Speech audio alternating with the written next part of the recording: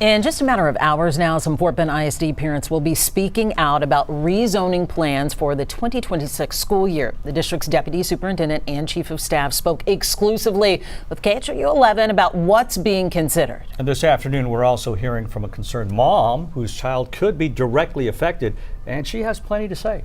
Here's Jacob Rascone.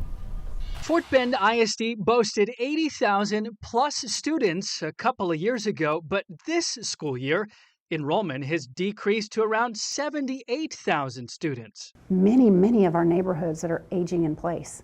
And that's a great problem to have because we have people in homes who love where they live, and so empty nesters are not moving. The downside is the lack of growth in enrollment at the local school district. We are in a time now of more stabilized enrollment, where in previous years we've been a district that has been growing in enrollment. Fort Bend ISD's Deputy Superintendent Beth Martinez says less new development means enrollment that is more stagnant than booming, which forces them to look at fresh ways to evolve. In this long-range multi-year plan, we're looking at all of the schools. So we're looking at our available capacity so that we can balance enrollment for those schools that may be overutilized or need relief in the future. I understand that the rezoning is partly needed, but I just want my child to get the best education. I want my child to be comfortable at school and safe at school.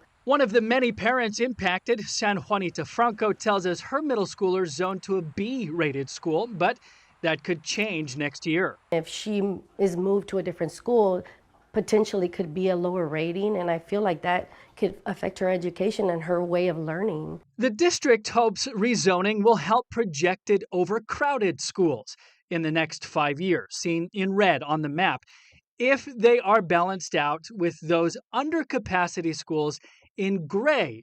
San Juanita and other parents worry about those schools. I moved from a different city here, and I literally did my homework to try to find a good school district for my children to go to. That research led her to Quail Valley. Now she wants other parents to speak up at the FBISD board meeting tonight like her, so they can share their concerns too. I feel it's very important for our voices to be heard because we're key partners in education. We have what's called Let's Connect, and that can be found on our district's website.